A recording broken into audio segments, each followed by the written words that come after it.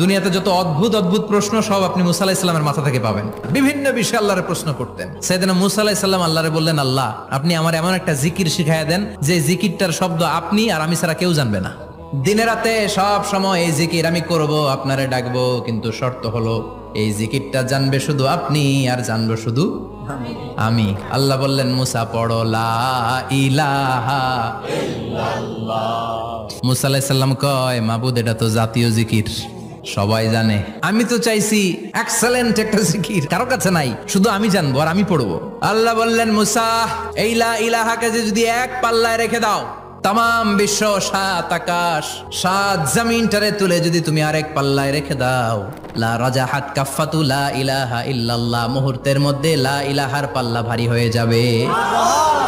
ও মুসা, তুমি যতই এক্সক্লুসিভ জিকির চাও, লা ইলাহার চেয়ে দামি জিকির আমার কাছে নাই।